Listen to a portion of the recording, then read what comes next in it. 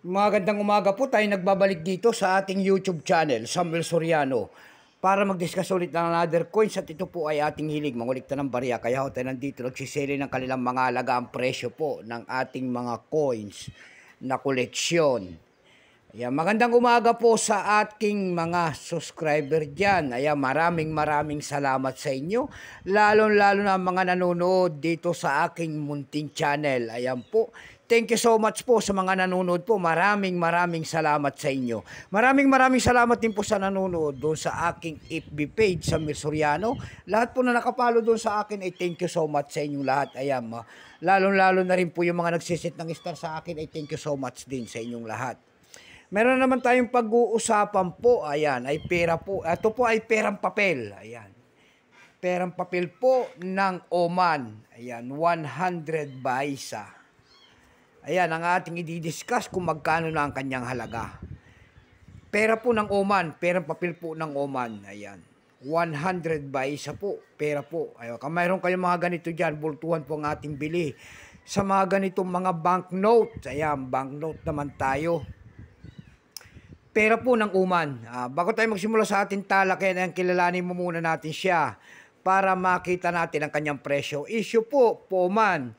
Period, Central Bank of Oman. Type nito, Standard Bank Notes. Years, 1416. Islamic calendar po. Ito po ay sa atin po ay year 1995. Value nito, 100 baisa po. Currency, Real. 1972 up to date po. Composition niyan ay paper. Ayan, daya may haba po itong 122 by 64 mm. Hugis po niyan ay rectangular. Number N-205802. Reference number P-31. Ayan, Central Bank of Oman. Ito pong perang papel na po ito ng Oman. Ito po itong year 1995 po yan. No percent po, ayan. At wala rin may pakita ang Oman kung ilang pirasong ginawa sa perang papel na hawak natin. Pero may price na po yan doon sa ating numista.com kung tawagin ang ating mga kolektor. Yung kanyang extra fine ay 35 na, almost ang circulated ay 35. Ang circulated nito ay 61 pesos.